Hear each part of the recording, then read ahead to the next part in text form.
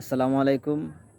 Facebook content creator ভাইদের উদ্দেশ্যে বলছি, আপনারা যারা ভিডিও দেখেন, ভিডিওতে অনেকেই না দেখে কমেন্ট করে ফেলেন। আসলে সেটি উচিত না এবং সঠিক না। আপনারা প্রথমে ভিডিওটি দেখবেন, পুরোটা দেখবেন। এতে আপনাদের ভিডিও দেখলে আপনাদের রিচ বাড়বে।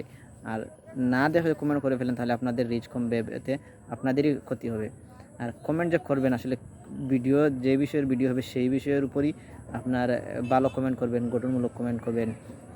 যদি এতে নেগেটিভ কমেন্ট করে ফেলেন তাহলে আপনারই আইডিরই সমস্যা হবে, ক্ষতির মুখে পড়বে।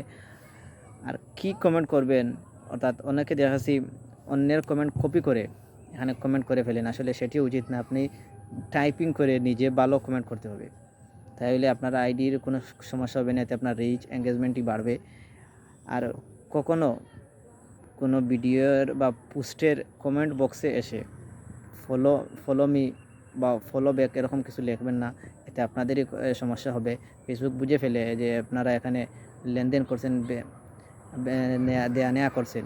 করবেন না কখনো। আর কখনো please send me star, support me please, support me star please, help me my complete my challenge, এখনও স্টার চ্যালেঞ্জ এরকম কোনো কিছু স্টার উল্লেখ করে কোনো কিছু কমেন্ট করবেন না। এতে ফেসবুক বুঝে ফেলে যে আপনি ওখানে স্টার সেন্ড করছে, স্টার দিয়ে লেনদেন করছেন, যাতে আপনারই আইডি প্রোফাইলের সমস্যা হবে।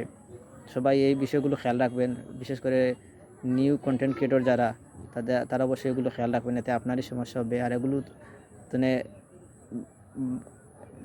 এগুলো খেয়াল করলে, এগুলো থেকে বিরত থাকলে আপনারই রিচ বাড়বে, এঙ্গেজমেন্ট বাড়বে, আইডি একটি সচেত থাকবে এবং কর্মক্ষেত্রে এগিয়ে যেতে পারবেন। ভালো থাকেন, সুস্থ থাকেন, আর এগুলো সচেতনভাবে কাজ করেন। সফল আপনি একদিন হবেন ইনশাআল্লাহ। আসসালামু আলাইকুম।